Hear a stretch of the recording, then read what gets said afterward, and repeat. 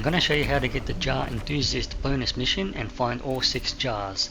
So the first act of revenge in Prague Village, once you complete that you'll see a second flag called Jar Enthusiast.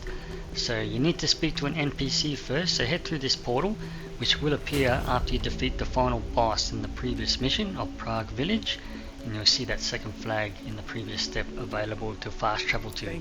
So you need to speak to Duamuk and select bonus mission, and that's going to allow you to now fast travel to that second flag I just showed. So exhaust all his dialogue here, and then we're going to head back to the fast travel nexus to Prague Village.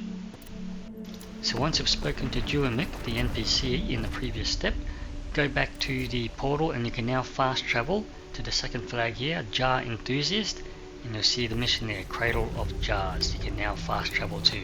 Now there's going to be a new NPC here.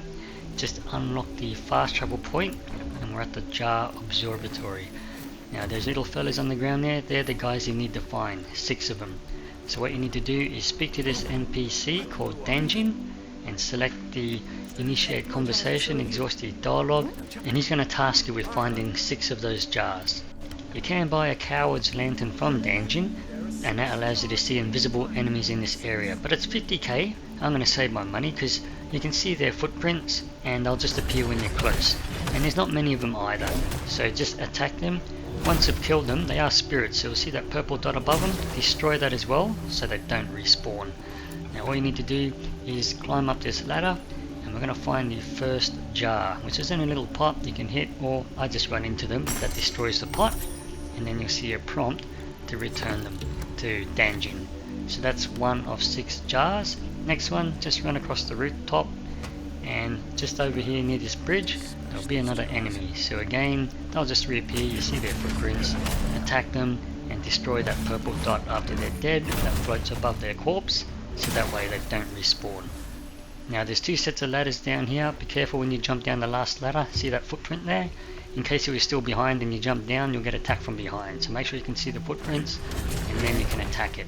So again, once he's dead, destroy that purple orb above him so they don't respawn. And the next jar, the second jar, is just in the building we just jumped down from above, so just collect that one and return it to Danjin. Okay, jar 3, we're going to head back out for where we just jumped down from and turn to the right. Now there's another invisible enemy here as well, so we're going to take him out as well. Now these guys are pretty fast, so you may be better off with a fast weapon. I just happen to have the great sword on me while doing this. Alright, so destroy that little purple orb so they don't respawn. There's other things to collect here, but this guide is just for the jar locations.